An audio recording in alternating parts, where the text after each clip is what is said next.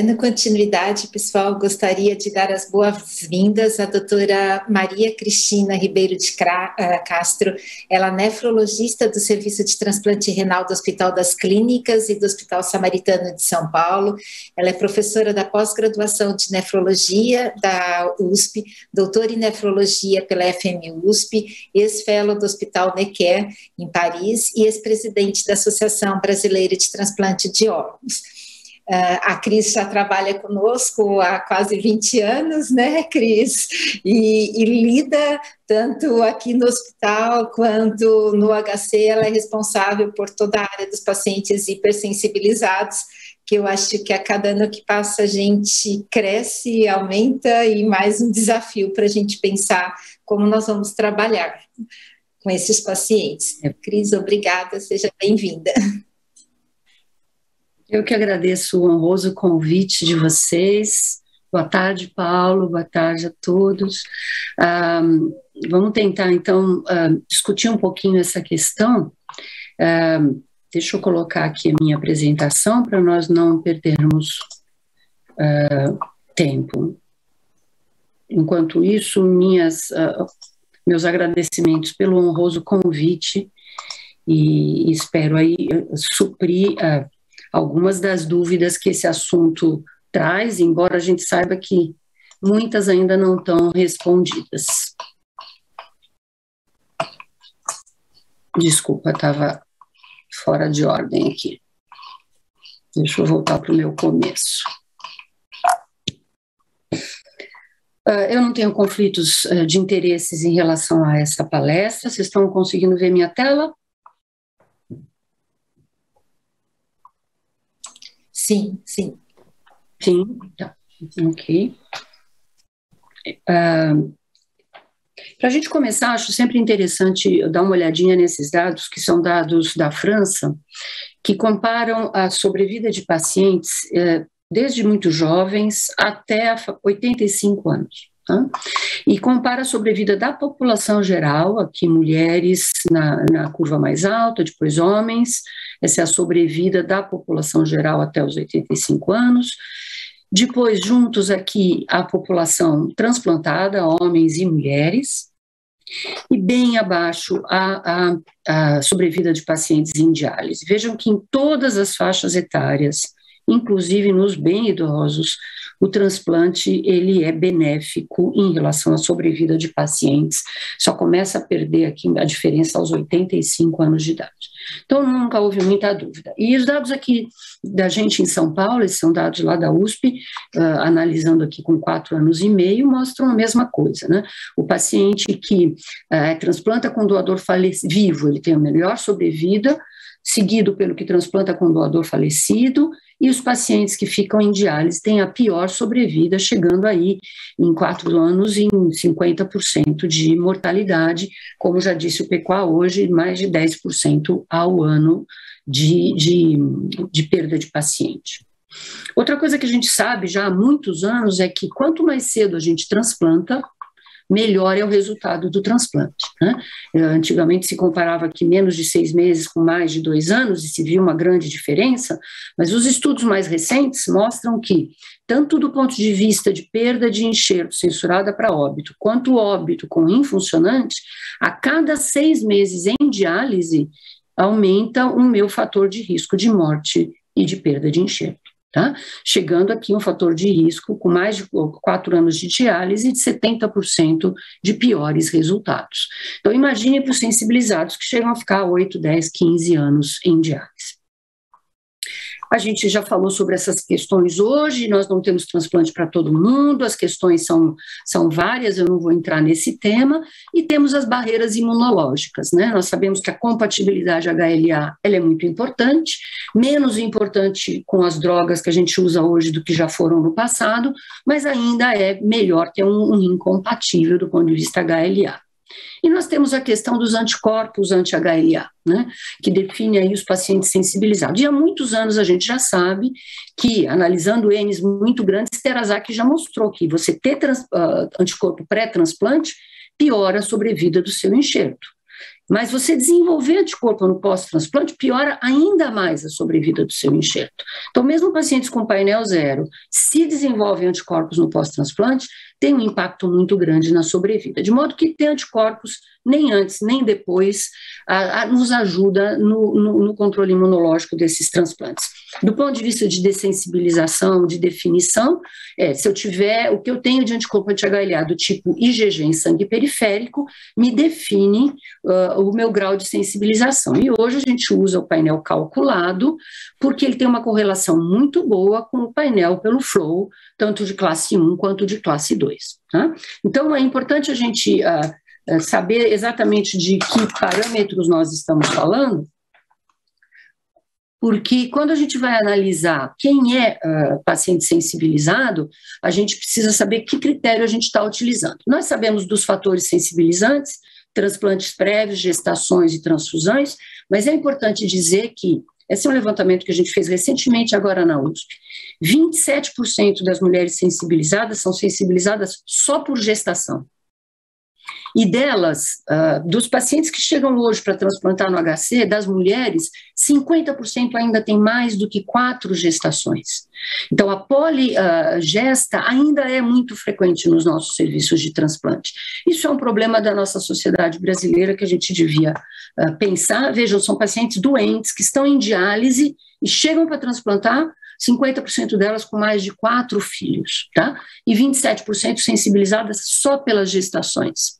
Agora, é óbvio que quando a gente junta tanto para o transplante e retransplante, quanto para a gestação, uma transfusão, a gente aumenta muito a taxa de sensibilização. Então, pacientes que já foram transplantados ou que tiveram gestações, quando tomam transfusão, aí a coisa fica muito complicada, o painel sobe bastante. Isso já foi bem demonstrado.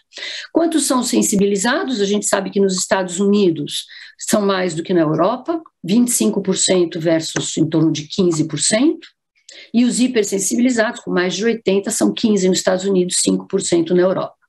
Tá?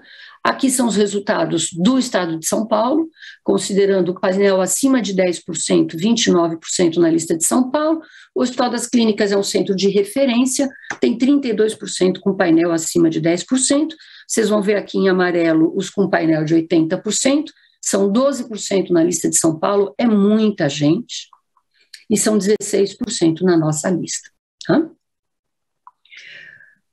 O que é importante para um paciente sensibilizado? Bom, primeiro ele precisa conseguir transplantar, o que já é a sua grande dificuldade. E depois ele precisa ter um transplante bem sucedido, porque também não adianta transplantar e não garantir o resultado. E no Brasil a gente tem um terceiro problema, que é lidar com os problemas de acesso vascular, as vasculopatias e as grandes comorbidades que esses pacientes acumulam ao longo de muito tempo de diálise.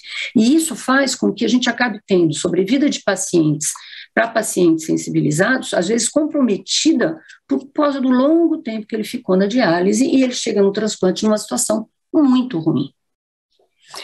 A gente já sabe que pacientes sensibilizados esperam mais tempo em lista, isso são dados do mundo, e uma publicação recente do Brasil, aqui usando dados do estado de São Paulo, mostra de uma maneira bastante interessante que a probabilidade de transplante diminui progressivamente à medida que o painel aumenta.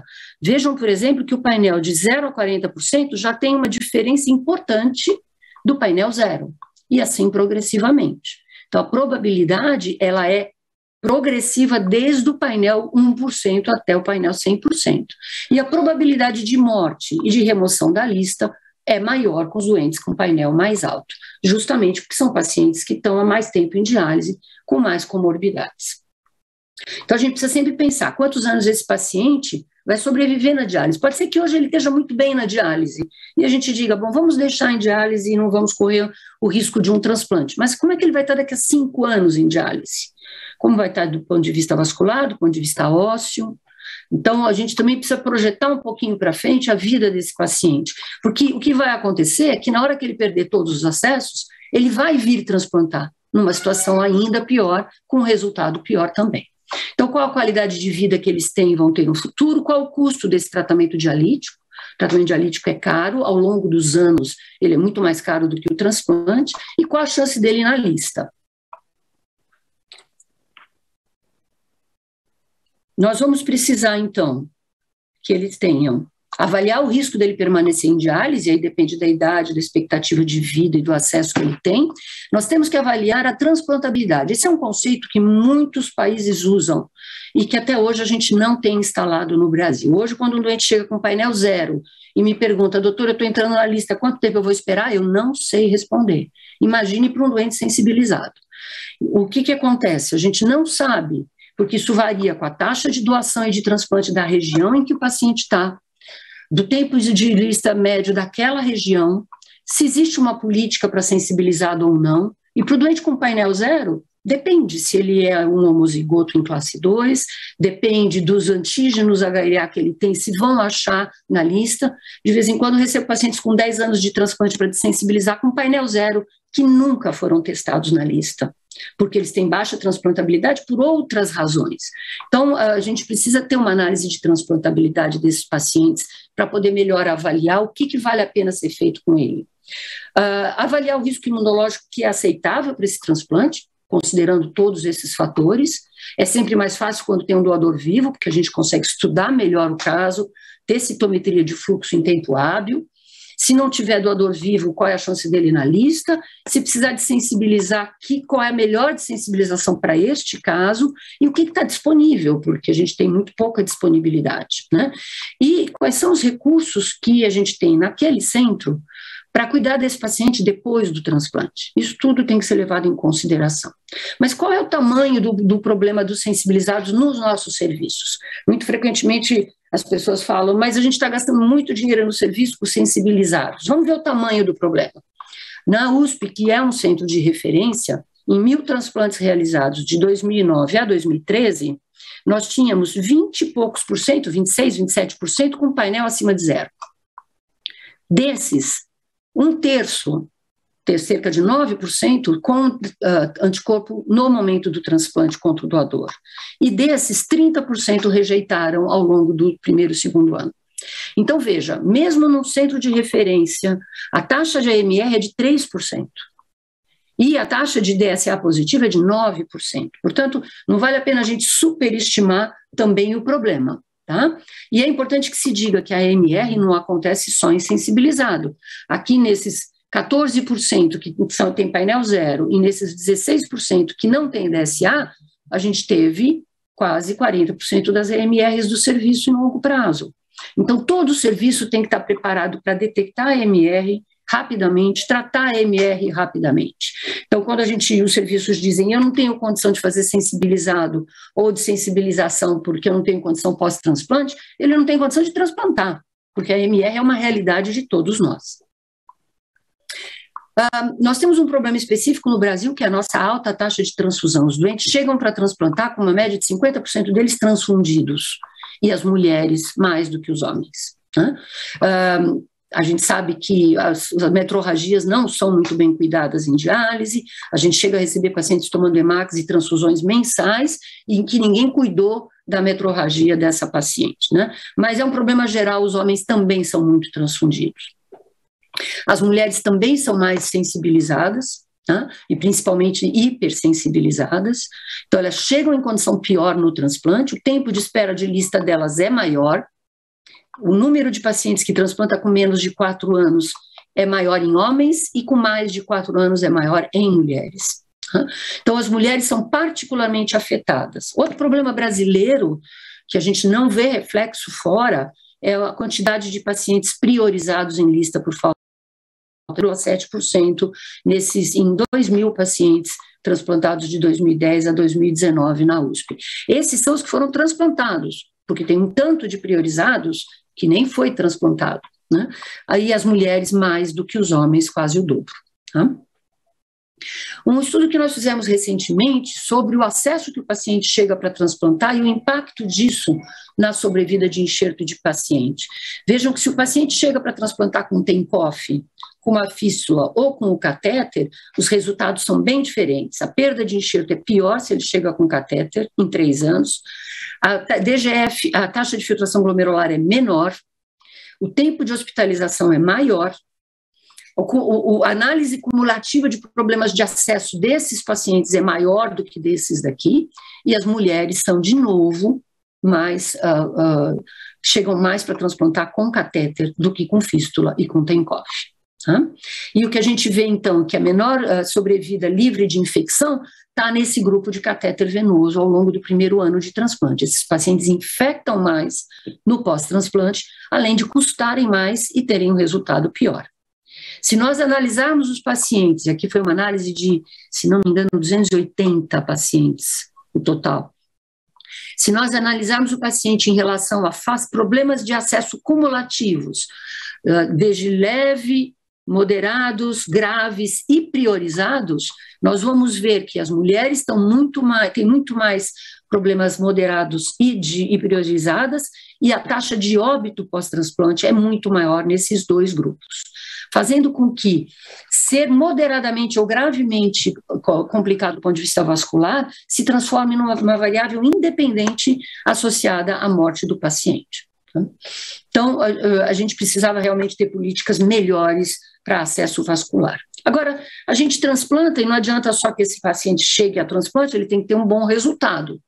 Quando nós comparamos 985 pacientes em 3 anos na USP, divididos em 6 grupos, não sensibilizados com e sem rejeição, sensibilizados sem DSA, sensibilizados com DSA, tudo com e sem rejeição, nós vamos ver que a sobrevida não foi diferente nos 6 grupos para paciente ao longo de 3 anos. Então, do ponto de vista de sobrevida, nós não temos comprometimento de um paciente sensibilizado, ainda que ele tenha rejeição e que tenha sido tratada. Quando nós pegamos esse resultado, em torno de 85% em 3 anos, e comparamos com os resultados de transplante em diabéticos na Escandinávia, que não é exatamente o pior lugar para se transplantar um diabético, nós vemos que os diabéticos têm uma sobrevida pior do que os sensibilizados. Portanto, e todos nós transplantamos diabéticos com muita frequência. Obviamente, esses pacientes sensibilizados têm mais rejeição mediada por anticorpo. Quando a gente analisa na multivariada, retransplante, DSA, sexo feminino, transfusão e incompatibilidades, chega na multivariada, só sobra o DSA. E o DSA implica um risco maior de rejeição. Mas nem todo mundo que tem DSA rejeita. E como é que é a sobrevida do enxerto desses pacientes em 3 anos? Dividindo de novo naqueles 6 grupos, só tem um grupo que é prejudicado e não é o grupo que tem DSA. É o grupo que tem DSA e que rejeita, que são 30% do total. Este grupo tem uma sobrevida pior do que os outros. Então, o que a gente precisa é prevenir rejeição em pacientes que têm DSA. Estar esperto, fazer diagnóstico precoce e tratar precocemente para que isso não deixe uma sequela importante em termos de sobrevida. Se a gente compara esse resultado, em torno de 50%, 59% em 3 anos para este grupo, com o grupo do UNOS com o doador critério expandido, os nossos resultados em sensibilidade são melhores em 3 anos. E a gente faz doador com critério expandido. Portanto, não existe desculpa para dizer que os resultados de sensibilizados são muito ruins, porque a gente faz diabético critério expandido e cujos resultados são bastante comprometidos. No Hospital Samaritano, nós fizemos a mesma análise, dividindo nos 6 grupos. Aqui eles estão agrupados nos 3 principais grupos, painel 0, painel diferente de 0, sem DSA e com DSA, e vejam que ao longo de 4 anos, tem 300 e tantos pacientes aqui, não houve diferença nem na sobrevida do paciente, e no Samaritano nem na do enxerto, nem naquele grupo que rejeitou, a gente conseguiu identificar a diferença de sobrevida em 4 anos. Talvez vá haver uma diferença em 10 anos, pode ser, em 4 anos não está identificada. Né? E o que nós vemos também nesse grupo de pacientes é que eles têm mais rejeição, tanto mista quanto rejeição mediada por anticorpo, como era de se explicar, e são dados levantados pela doutora Raquel. Qual que é, então, a melhor abordagem? Então, antes do transplante para esses pacientes, a gente tem que estratificar o risco de rejeição, avaliar os riscos e as vantagens de transplantar e de desensibilizar, mas é muito importante cuidar do pós-transplante. Monitorar o anticorpo, biopsiar, observação clínica, muito cuidado na minimização de imunossupressor e diagnosticar e tratar precocemente a AMR. Por quê? Essa é a tese do Dr. Eric, lá da USP, e quando a gente pega 150 pacientes com DSA e estuda o Luminex deles ao longo de um ano, existem 3 maneiras que esses pacientes se comportam, mais ou menos 1/3 para cada um. 30% deles, os DSAs vão caindo ao longo do tempo, e em alguns pacientes a gente vê que eles desaparecem, e neste grupo a taxa de rejeição é de 0. Num grupo que fica oscilando em torno do mesmo nível do pré-transplante, em que a gente não foi capaz de reduzir esse nível no pós-transplante, e aqui a taxa de rejeição aumenta, e tem um grupo especial que tem um aumento muito importante entre a primeira e a segunda semana, e neste momento esse grupo rejeita bastante.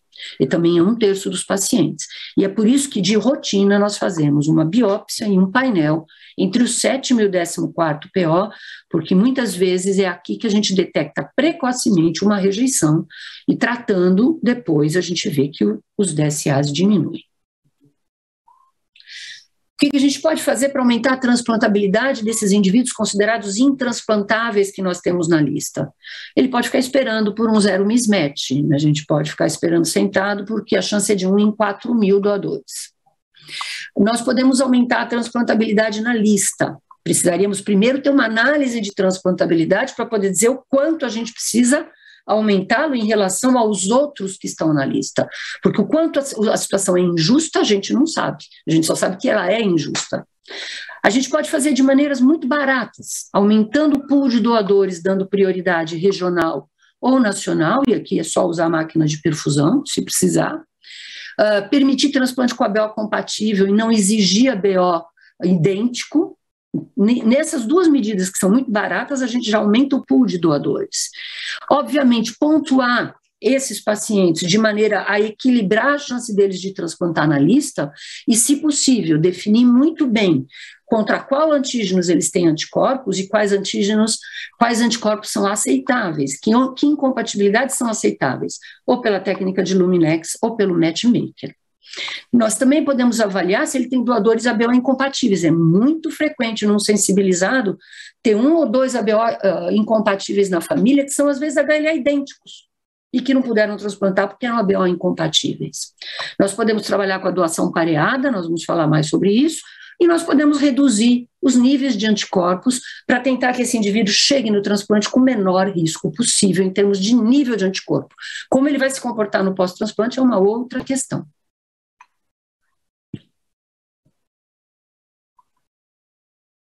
E como é que nós estamos no Brasil em relação a isso tudo?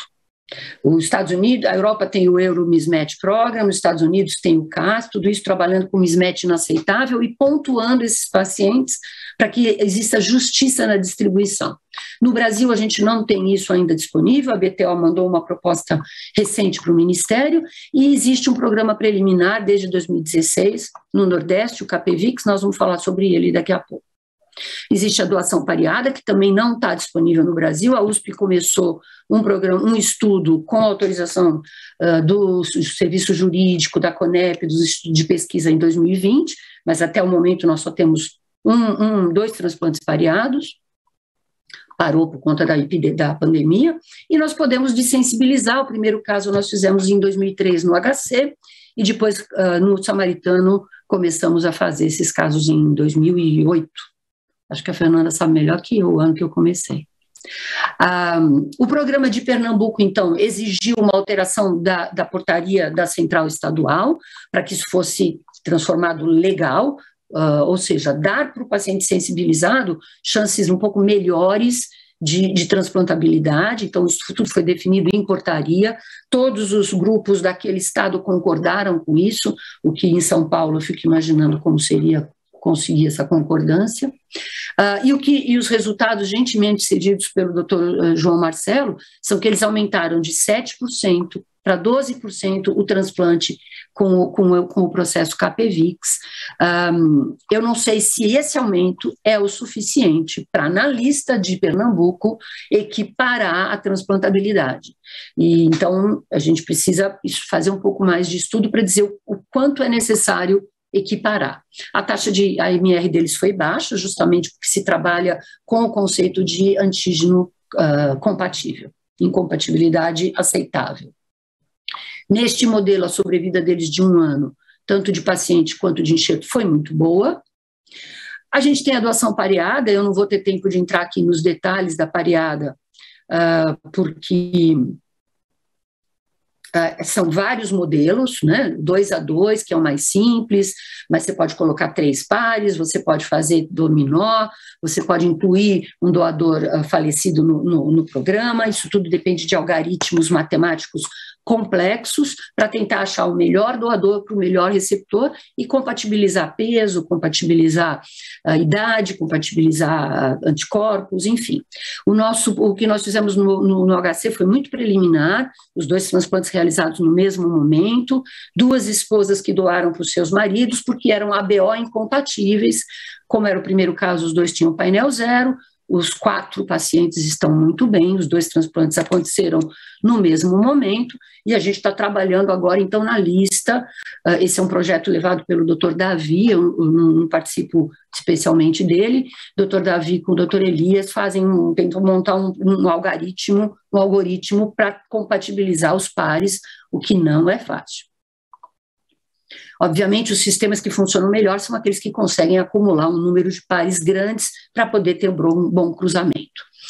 Se a gente for falar, então, naqueles pacientes que precisam de dessensibilização, a gente tem que lembrar que a patogênese da rejeição aguda mediada por anticorpo, ela é definida por antígeno anticorpo complemento, por citotoxicidade, mas também por ADCC, ou seja, o anticorpo ligando no receptor FC das células do sistema imune desencadeia respostas celulares, e aqui a gente tem as rejeições mediadas por anticorpo C4d negativas, então não é só a citotoxicidade, e nós temos que lembrar das long-lived plasma cells, que são aqueles linfócitos que vão viver lá no centro germinativo por anos e anos e anos, com memória imunológica contra 1 ou 2 antígenos contra o qual aquele paciente foi sensibilizado. Aqui, uma timeline do que já foi usado para desensibilizar, isso tudo começou nos anos 90, então a gente está indo ao longo do tempo, eu vou poder falar um pouquinho de cada um deles rapidamente, mas quais são as metas do processo de dessensibilização?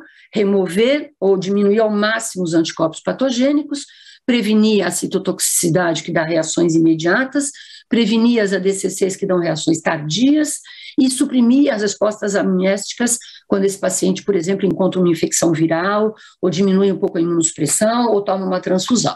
Então, a gente pode aí agir no sistema imunológico de uma maneira muito ampla para conseguir esses objetivos, e a gente age na periferia bloqueando anticorpos, a gente age nos linfócitos B e nos plasmócitos para diminuir a produção, e a gente tenta agir lá no centro germinativo, bloqueando as respostas amnésticas que vão produzir linfócitos produtores de anticorpos específicos. Eu sempre gosto de lembrar da timoglobulina. A timoglobulina é a única droga que a gente tem no nosso arsenal, que pega desde o linfócito B mais jovem até o mais maduro. Ela consegue bloquear todas essas células, não há outra droga que faça isso no sistema. O bortezomib não afeta nesse nível, o Ritux não afeta nessa proporção, e a gente vai lembrar também que a timo induz aumento de célula T e B regulatória, o que faz com que esses pacientes, com o tempo, comecem a aceitar mais esses anticorpos circulantes. A gente já tem estudos na USP mostrando que os pacientes que aceitam esses anticorpos têm mais célula T e B regulatória. E vamos lembrar que níveis altos de calcineurina diminuem células T e B regulatórias, e por isso, nesses pacientes, eu gosto de trabalhar com boa indução, mas não com dose alta de inibidor de calcineurina. E já há muitos anos a gente já sabe que em pacientes com painel acima de 50, a única droga que dá taxas razoáveis de rejeição é a timoglobulina. A gente tem também a imunoglobulina polivalente, né, que são, na realidade, um produto biológico de sangue, e que a gente tem 200 mil explicações de como a imunoglobulina funciona em doença autoimune, mas hoje se sabe que o principal mecanismo de ação dela é o bloqueio do receptor FC, que está presente em praticamente todas as células do sistema imune, e bloqueando esses receptores FC, ela induz uma imunomodulação que dura muito mais do que a presença de imunoglobulina no sangue. Ela tem o seu efeito antidiotípico com dose alta pelo fragmento FAB da imunoglobulina, mas pelo fragmento FC ela consegue fazer imunomodulação de longo prazo. Ela também é capaz de bloquear a cascata do complemento, porque ela acelera a conversão do C3b na sua forma inativa, e ela também também bloqueia a formação do MAC.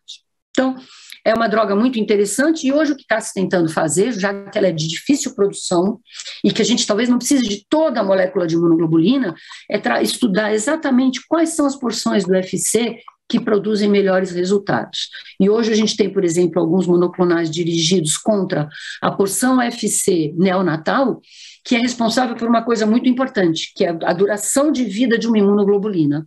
Então, quando você bloqueia esse receptor neonatal, você bloqueia a produção, a manutenção da meia-vida de uma imunoglobulina, que costuma ser de 3, 4 semanas. Então, os anticorpos diminuem rapidamente no sangue. Isso está sendo usado para PTI e para miastenia já, e vai chegar no transplante.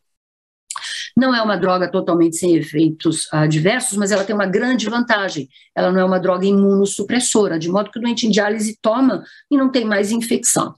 Dos efeitos adversos descritos, eu uso imunoglobulina há muitos anos e nunca vi uma trale.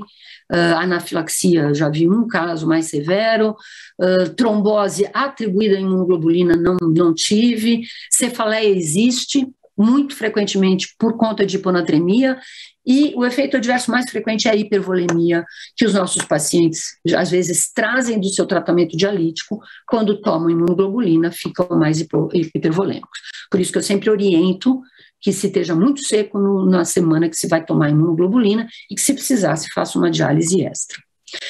Uma coisa que eu gosto sempre de chamar a atenção é que a maioria das imunoglobulinas é diluída em açúcar e se você fizer destro desses pacientes vai te dar um falso positivo. Então, se você tem dúvida, eu oriento os diabéticos, porque como as imunoglobulinas mais baratas que estão pelo SUS são as que têm açúcar, muitas vezes os diabéticos têm falso positivo e ficam tomando doses excessivas de insulina, o que é perigoso. Então, eu peço para na semana seguinte da imunoglobulina, se tiver dúvidas, colher glicose sanguínea. Vejam que a maioria delas é diluída em açúcares, e por conta disso, no pós-transplante, algumas delas podem dar nefrotoxicidade, com aquela nefrose osmótica típica de açúcares de alta concentração. As mais recentes, imunoglobulinas são com glicose que não são quase nefrotóxicas, e as melhores que tem no mercado são diluídas em aminoácidos. Tem um pouquinho mais de hemólise, mas isso não chega a ser clinicamente significativo. A gente sabe que a imunoglobulina reduz citotoxicidade já há muitos anos e reduz painel dos pacientes, permitindo o transplante deles já desde os anos 90, isso já foi publicado. E foi isso que a gente começou a fazer em 2003. A gente começou a pegar esses pacientes intransplantáveis e transplantar pós-desensibilização com imunoglobulina, que é o que nós tínhamos na época, quando eles tinham um doador contra quem eles tinham uma prova cruzada CDC ou fax positivo. De 37 tratados, nós transplantamos 32 pacientes, isso aqui num tempo médio de 2 anos, se não me falha a memória agora. Então, 87% deles a gente negativou a citometria de fluxo e transplantou. Com doador vivo eu só faço com citometria negativa, porque nós estamos utilizando um rim de um doador vivo. A média de tratamentos foi de 6 doses de imunoglobulina, a maioria deles tem uma queda dos DSAs que permite que se realize o transplante. A gente vê que o painel classe 1 cai, não é muito, mas cai. Se quem ficar esperando que o painel zere, não vai conseguir.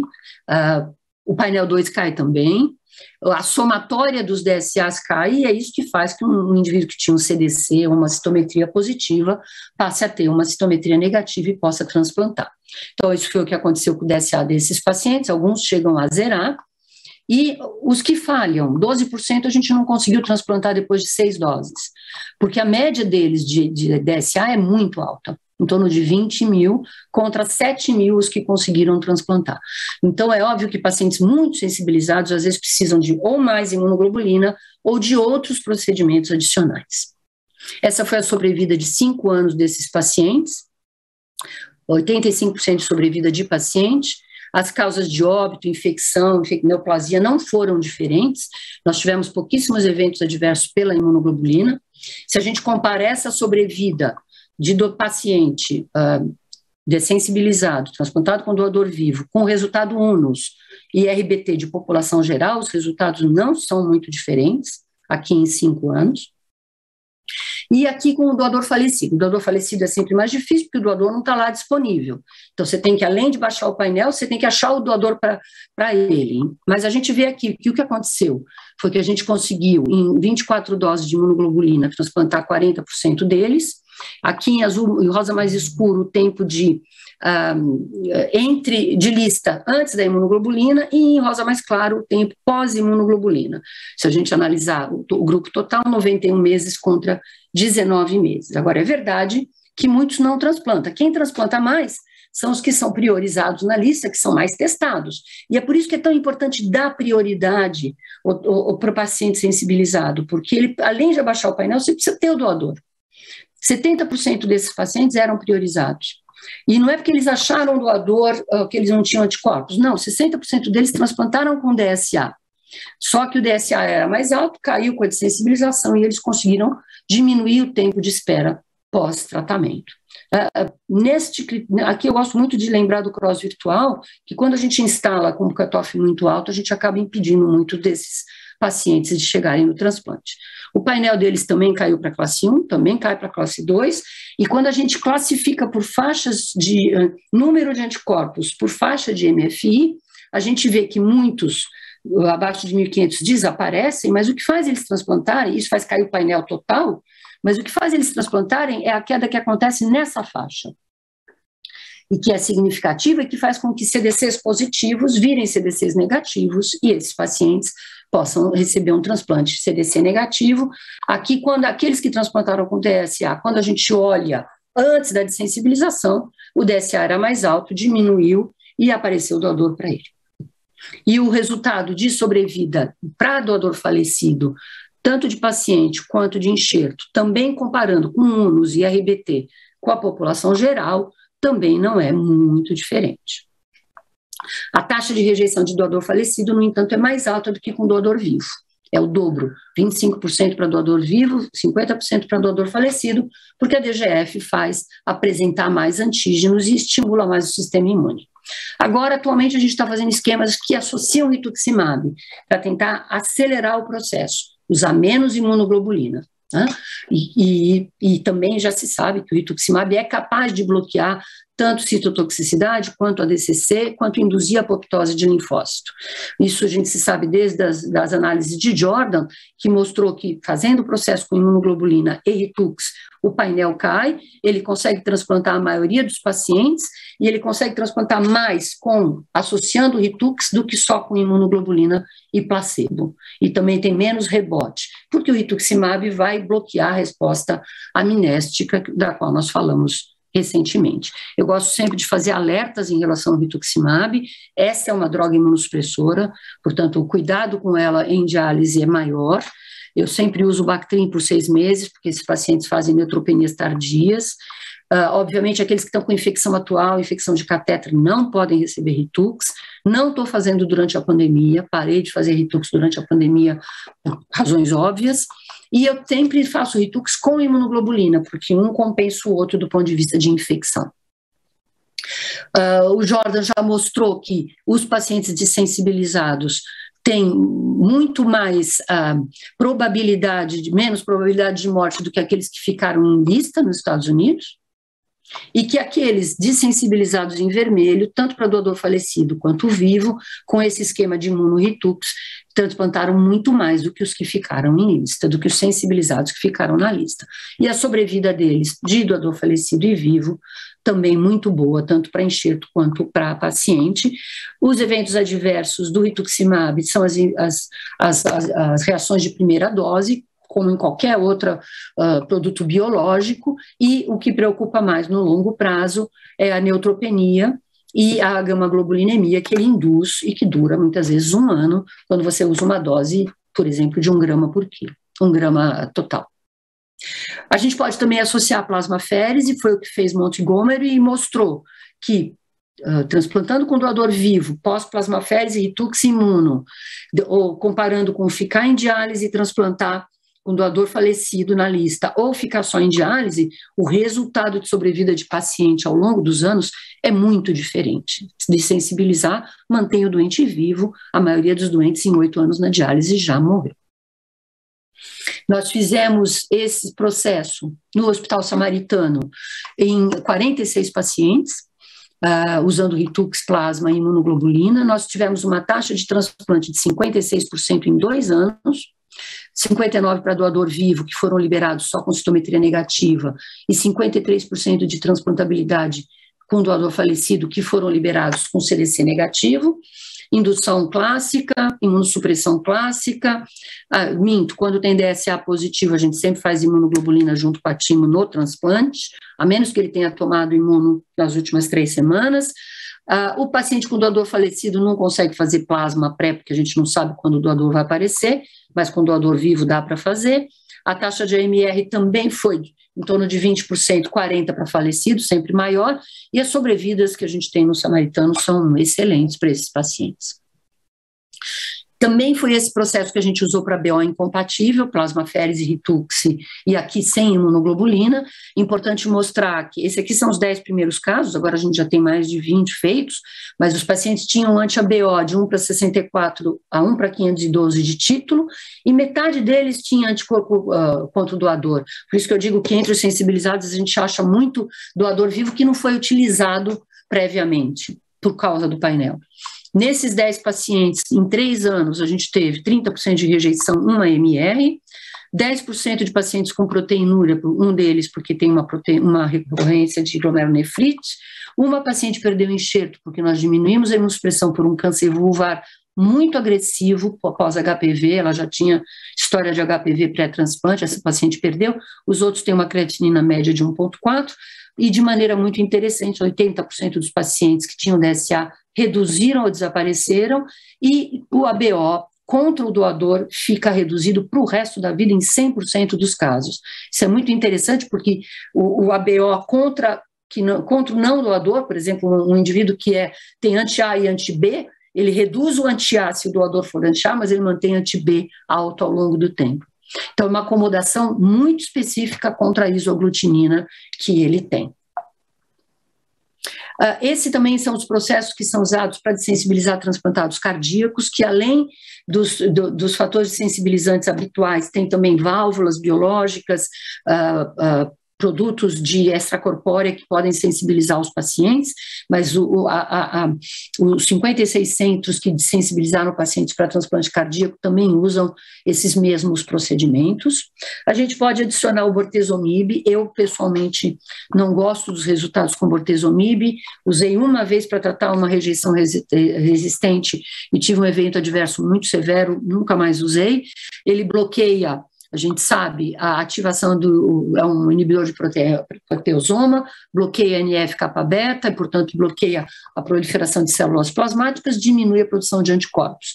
Quem mais estuda isso é o Stigl, que mostrou que a queda, tanto com 16 doses, quanto dobrando para 32 doses de bortezomib pré-transplante, ele não conseguiu transplantar a maior parte dos pacientes e concluiu que bortezomib para desensibilização não é uma boa droga. A gente não tem usado também. Outra maneira, essa sim me parece bem mais interessante, é bloquear a interleucina 6. E a gente tem 3 maneiras de bloquear a interleucina 6. A gente sabe que a interleucina 6 aumenta as reações de fase aguda, induz a citotoxicidade, diferencia linfócito para linfócito citotóxico. No transplante humano, ela está aumentada na rejeição, ela está diminuída quando existe tolerância, ela já foi usada para tratar a AMR aguda e está sendo testada em AMR crônica, e a gente pode bloquear, ou bloqueando a própria IL-6, ou bloqueando o receptor da IL-6, ou bloqueando a JAK-quinase dentro do linfócito, que também é induzida pela IL-6. Então, hoje a gente sabe que, por exemplo, bloqueando o receptor com o tocilizumab, a gente consegue reduzir os anticorpos, principalmente quando associados com imunoglobulina. Sozinho, o tocilizumab não tem sido bem utilizado para desensibilização, mas é uma boa droga para casos resistentes associado à imunoglobulina. Já se tentou o eculizumab, e aqui de uma maneira prospectiva, no momento do transplante, em pacientes que transplantam com citometria positiva, comparando resultados dos que tomaram eculizumab no transplante com aqueles que não tomaram, o que se viu foi que eles têm menos AMR, o que faz sentido, porque você bloqueia a citotoxicidade bloqueando o C5 com eculizumab, mas a gente não consegue bloquear o ADCC de longo prazo. E efetivamente a gente hoje sabe que existem mais do que citotoxicidade causando lesão nesses pacientes com anticorpos. A droga da moda é o AIDS, e é uma peptidase que vem do estrepto e que cliva a imunoglobulina rapidamente, em 1 a 6 horas, então ela pode funcionar como uma plasmaférese, por exemplo. O que sobra da imunoglobulina clivada não é capaz de ativar o sistema, só que ela tem um problema, veja aqui o bloqueio como é importante e rápido, em 1 a 6 horas os anticorpos despencam, mas o rebote é muito rápido.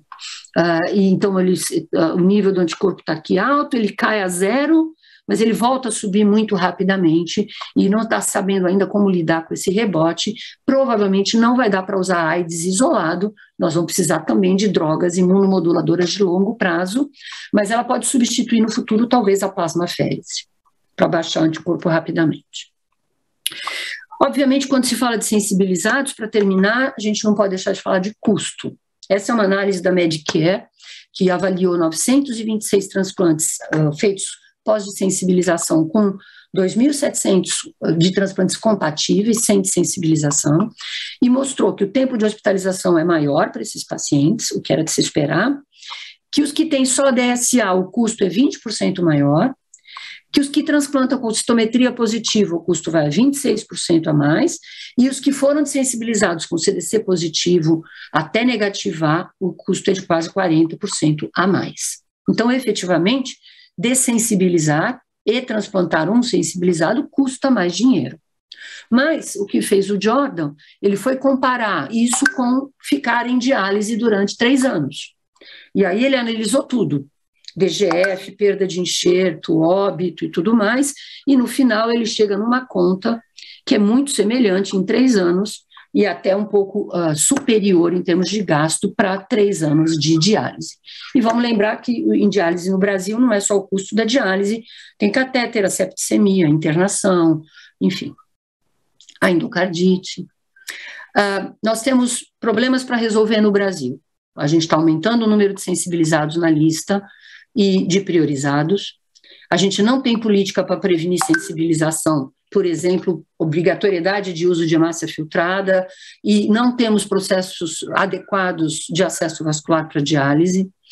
Nós não temos uma avaliação de transplantabilidade quando os doentes entram na diálise. Nós não temos ainda um programa nacional para aumentar a transplantabilidade desses pacientes e nem sabemos quanto precisa para equiparar cada um deles em lista. Nós não temos programas bem estabelecidos de ABO incompatível e nem de doação pareada. Nós não temos reembolso para estratégias de sensibilização e nós não temos nem reembolso adequado para prevenir, diagnosticar e tratar corretamente a AMR, mesmo naqueles com painel zero que fazem a AMR depois do transplante. Uma das minhas propostas foi e continua sendo de que a gente tenha pagamentos diferenciados para transplantes de baixo risco, de alto risco, retransplantes, hipersensibilizados, diabéticos e doador com critério expandido, porque o que está acontecendo é que existem centros que literalmente não fazem transplantes complexos por conta dessa questão de falta de compensação financeira, né? E isso, obviamente, prejudica muito mais os pacientes do que a gente. É isso que eu queria dizer, não posso deixar de agradecer meus colegas do Samaritano e do Hospital das Clínicas, com quem eu não teria feito, sem eles eu não teria feito nada disso. Muito obrigada.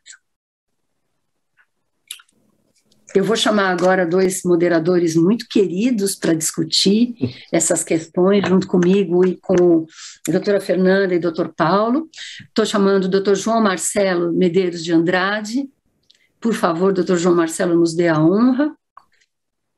E gostaria de chamar o professor doutor José Hermógenes Suassuna, para que ele também nos acompanhe na nossa discussão. Olá, Suassuna. Olá, João Marcelo, tudo bom? Olá, Cristina, tudo bem? Tudo tranquilo. Parabéns pela apresentação. Desculpe, passei do meu tempo. Mas eu me empolgo com esse tema. Eu vou começar então, depois eu troco a bola para o João, para a gente seguir o tempo aí. Bom, Cristina, parabéns, excelente apresentação, foi um passeio global pelas dificuldades da hipersensibilização.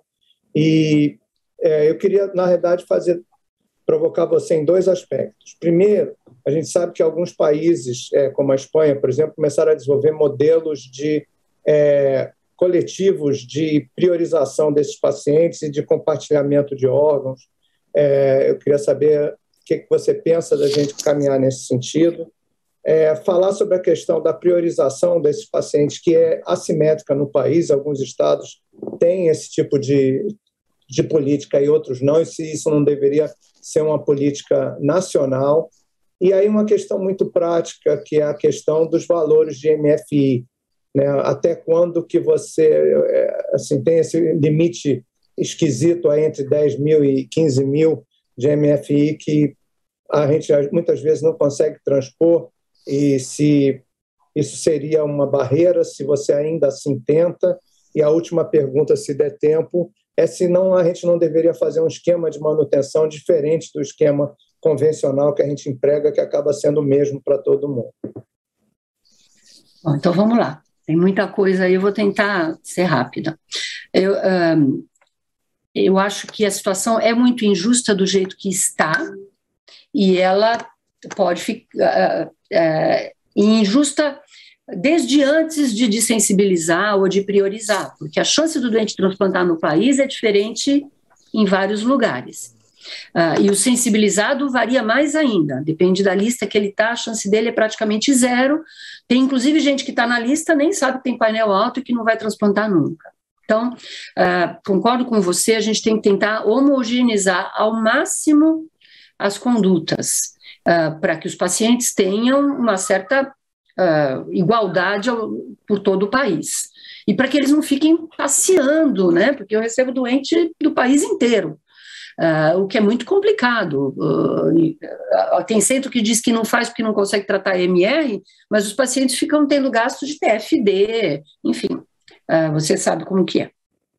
Então, eu acho que tem que ser uma análise, na medida do possível, uma coisa nacional. Sei das dificuldades que vai ser de colocar isso em prática.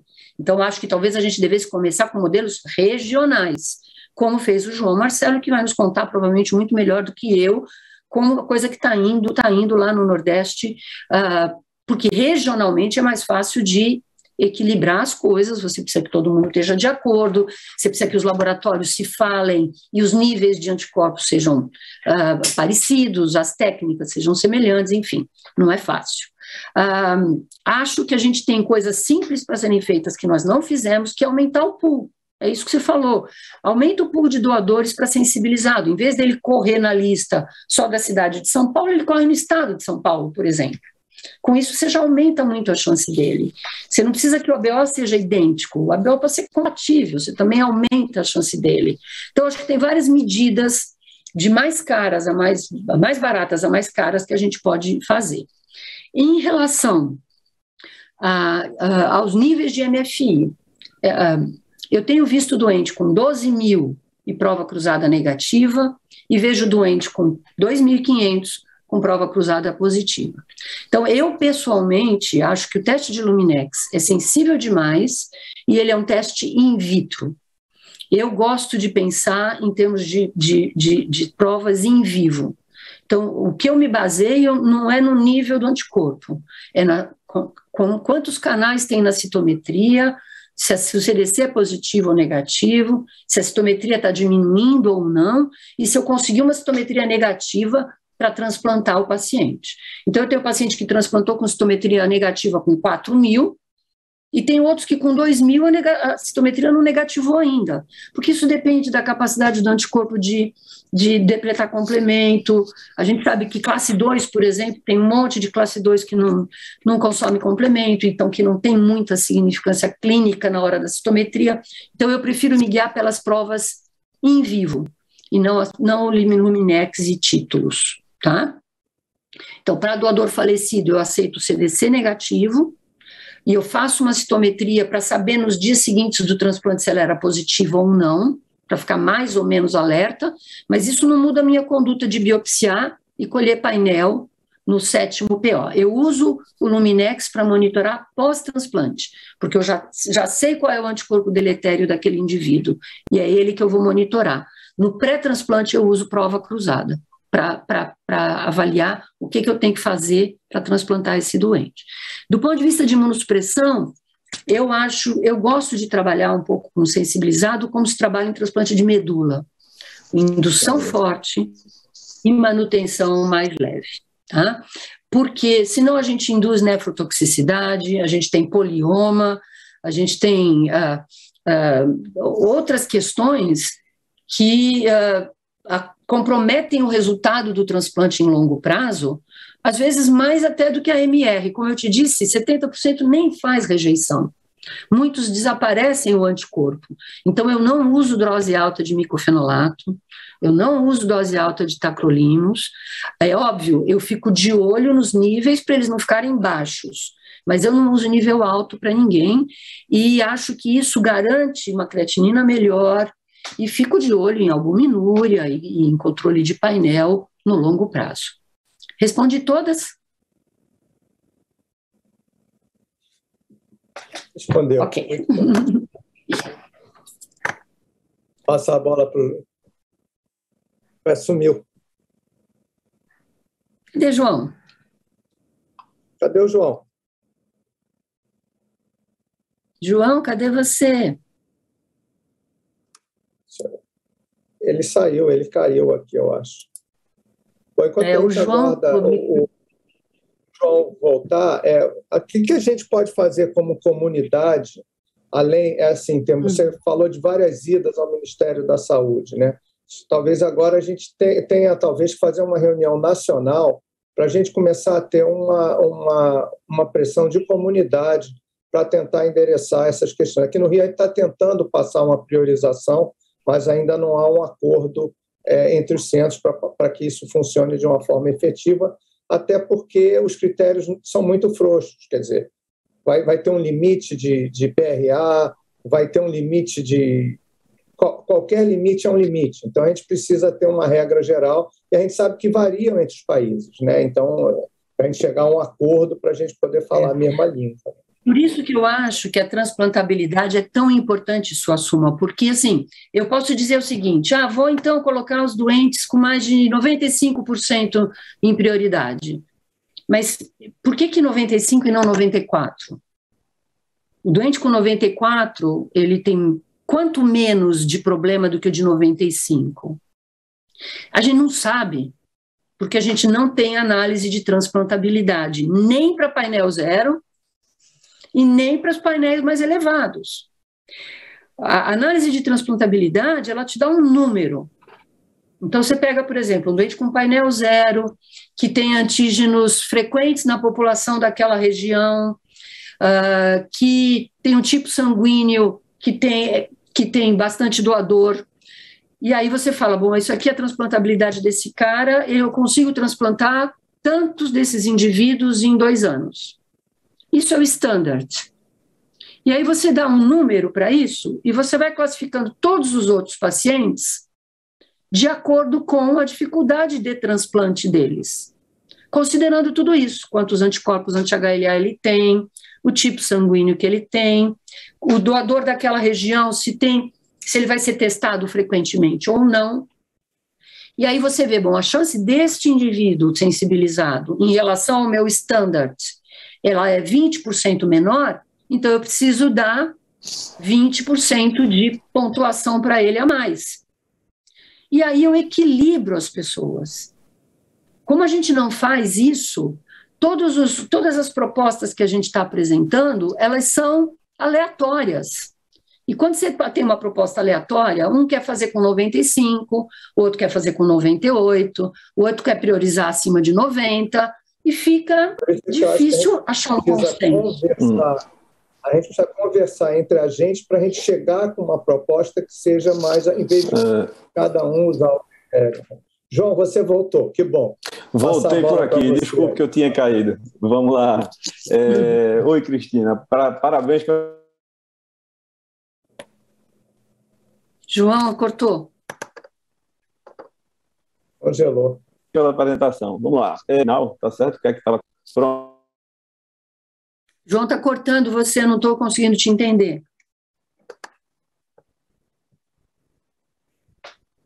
Sumiu sua voz, João.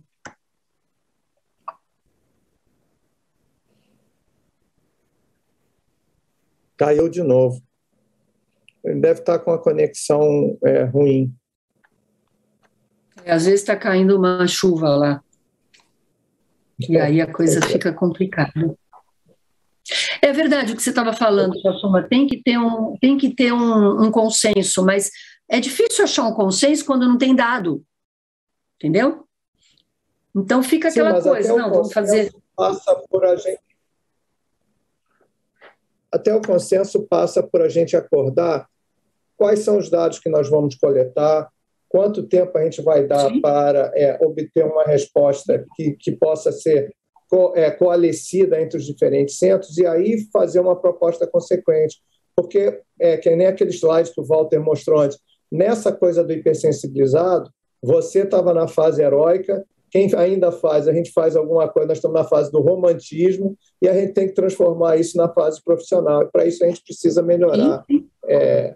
Sim. Tá difícil aqui, viu?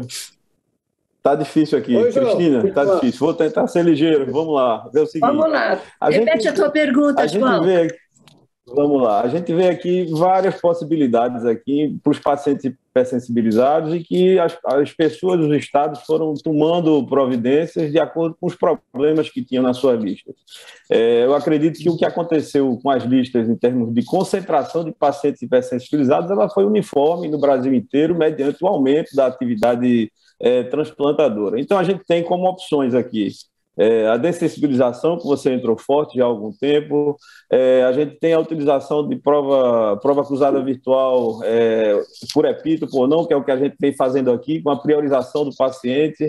A gente tem a possibilidade de fazer a doação pareada com o doador vivo. A gente tem todo aquele esquema de profilaxia, que também pode ser feito para que o doente não entre na lista já sensibilizado.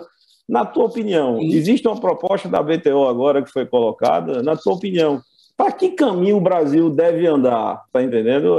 Assumindo que a gente vai ter todas essas conversas, para que local a gente faz? Existe uma sequência desses eventos, primeiro profilaxia, depois testar cross-match virtual, negativo, depois partir para a dessensibilização caso não seja possível. A sequência é essa? E qual sequência seria, na tua opinião? Eu acho que a dessensibilização é a última coisa. E ela deveria ficar reservada para quando o resto não funcionou, porque a dessensibilização significa que nós vamos aceitar um risco imunológico alto. Eu faço porque o doente não tem outra opção, mas eu gostaria de que nós tivéssemos um processo que começasse, João, impedindo que as pessoas fossem politransfundidas, ou que fossem transfundidas com um filtrinho que custa uma merreca, para não se sensibilizarem. Eu gostaria de que as mulheres em diálise fossem orientadas a não engravidar à torto à direito, porque isso também sensibiliza. Então, acho que a gente tem que começar com a profilaxia, lá nas unidades de diálise. Acho que transplantar com um esquema de antígeno aceitável é o ideal para esses pacientes, mas, de novo, quanto que a gente precisa fazer? Você conseguiu passar de 7% para 12%. Será que o doente sensibilizado, na tua lista agora, ele tem a mesma chance que o não sensibilizado? A gente precisa ver quanto que a gente precisa, né? A gente utilizou aqui e conseguiu fazer isso, mas ficou preocupado com que impacto a gente teria na lista dos não sensibilizados. Então, a gente usou alguns freios aqui. Por exemplo, a gente usou o MET-INDR, tá certo? Para que a gente pudesse frear um pouco a saída de pacientes dos não sensibilizados para João, a lista você aumentou de 7 para 12. 7 para 12. O que isso é? Se você pegar no teu... Você viu no nosso serviço, em 1.000 doentes, só 90 tinham DSA. Só 26% tinham um painel diferente de 0. Então, se você priorizar os poucos sensibilizados que são intransplantáveis, isso no contexto geral do transplante, honestamente, não faz diferença nenhuma. E pelo contrário, você vai ter mais leito para transplantar o teu baixo risco, você vai ter mais recurso para transplantar o teu baixo risco. Então, assim, se aumentou de 7% para 12%, ótimo, mas eu não sei se isso é o suficiente, porque a gente não sabe a transplantabilidade dos outros, né? Provavelmente não. E se a gente tivesse análise de transplantabilidade, se a gente tiver análise de transplantabilidade, a gente também vai poder avaliar bem o quanto isso impacta no não sensibilizado, né? Agora, vamos lá. Por que a gente teria que proteger o não sensibilizado em detrimento do sensibilizado? A questão não é proteger, a questão é não passar já que a gente está atrás da equidade, está entendendo? É não deixar que fique de forma que a gente não continue com a equidade. A gente precisa ter o princípio da equidade. Então, por isso que a gente tem que ter. Piloto. Era preciso um piloto, tá certo? Alguém tinha que dar um pontapé, tá certo? Nesse sentido. Os Estados Unidos, se a gente for comparar a quantidade... pois é, essa que é a questão. E a gente conseguiu dar esse pontapé inicial. O que precisa é ajuste, na verdade. E isso a gente está conseguindo ver no dia a dia, que ajuste nós podemos dar nesses critérios de alocação desses doentes que vão ser priorizados para que a gente atinja o nosso objetivo. E com a equidade, sem partir para o outro lado. Esse é o método de tentativa... esse é o método de tentativa e erro que eu acho que a gente pode usar. Mas a gente também poderia fazer o seguinte, a gente poderia olhar nas nossas listas, os últimos 5 anos, qual foi a transplantabilidade dos doentes que estavam na lista, de acordo com os antígenos que foram oferecidos pelos doadores da lista local, porque aí eu vou ter como é que foi a transplantabilidade de todo mundo nesses 5 anos, e eu vou poder dizer, olha, este grupo de pacientes foi prejudicado em tantos %. Esse outro foi... E aí a gente ajusta, entendeu? E faz isso prospectivamente. Mas, porque senão a gente vai ficar fazendo pequenos ajustes, sabe Deus quantos anos, João. Entendeu? Eu sei, mas e detalhe, assim, os teus ajustes na tua... os ajustes na tua região não vão servir para a minha, João. Provavelmente Concorda? não. Provavelmente não. Concordo. E acho que o modelo que a gente assumiu aqui, tá certo? É um modelo que deu resultado para aqui, mas talvez não se aplique em São outras, não se aplique em outras regiões. Até a composição das listas, elas são diferentes. O percentual de pacientes hipersensibilizados e como eles são sensibilizados nessas listas também são completamente diferentes. Entendeu? Eu unificaria tudo por uma análise de transplantabilidade. Agora com a mensagem. Acho que os nossos coordenadores apareceram com a mensagem para a gente parar de falar. Nós sempre eu queria até pedir uma desculpa pública para o Walter Garcia, porque eu fui obrigado a cortá-lo pela organização do evento, né? Então, a gente está trazendo... É má notícia porque está muito bom o debate e tudo, mas acho que nós temos o prazo, né, Fê? Isso, pessoal, desculpa mesmo, mas eu acho que assim é muito empolgante falar desse tema, né? Como a gente consegue melhorar, né? E consegue tentar gerar uma política para que a gente consiga transplantar esses pacientes, né? Eu acho que daria um tema no mínimo de umas 2 horas de discussão. Eu acho que é uma coisa para a gente pensar, né? E como vocês colocaram, de sentar todo mundo junto para a gente pensar nesse assunto e ver o que a gente pode, né, e o que os grupos se entendam para que a gente consiga, né, melhorar a transplantabilidade desses pacientes. Gostaria, sim, de agradecer a todos os palestrantes pela presença com a gente, a todos os participantes até esse período, né, muito obrigada em nome da UHG e em nome de nossos centros transplantadores. Aqui nós estamos com o Suassuna, que é responsável por todos os serviços no Rio, né, o João pelo Nordeste, né, a Cris com os adultos aqui em São Paulo e o Paulo com as crianças. Muito obrigada pela ajuda de todos vocês e pela participação. Agora, para encerrar, o convidado para finalizar. Um abraço, pessoal. Obrigada. Um abraço.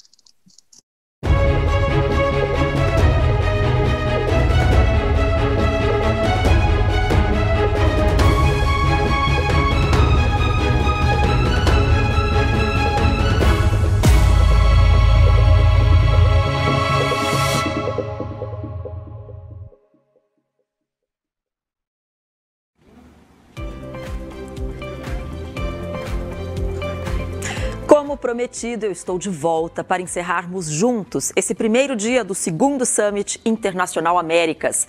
Hoje tivemos um bate-papo muito importante para refletir sobre o tema deste evento. E este tema também será um dos principais desafios da saúde nos próximos anos. Como construir um sistema de saúde verdadeiramente integrado, com um ciclo de cuidado efetivo. O nosso convidado especial mostrou exemplos de como o United Health Group vem trabalhando nessa missão. E esse panorama foi muito inspirador para todos nós.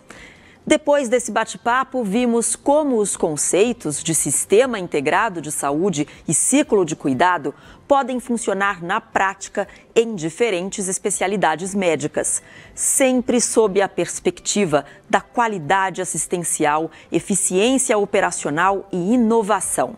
Este primeiro dia foi um sucesso, com um conteúdo muito rico, convidados renomados e um público muito especial. Agradeço a participação de todos e garanto que o segundo dia não será diferente. Também estenderemos as discussões para outras especialidades. Todas as sessões começarão às 8 horas da manhã aqui nessa mesma plataforma. Teremos ainda uma sessão especial, Humanidades na Saúde, com o economista Eduardo Gianetti. Logo depois, o nosso convidado continua em um debate com nossos médicos, Dr. Paulo César de Souza e doutora Margarete Dalcolmo. Qualquer dúvida, a agenda do segundo dia está disponível aqui na plataforma do evento. Então, espero vocês de volta às 8 horas da manhã. Combinado? Um grande abraço e até lá!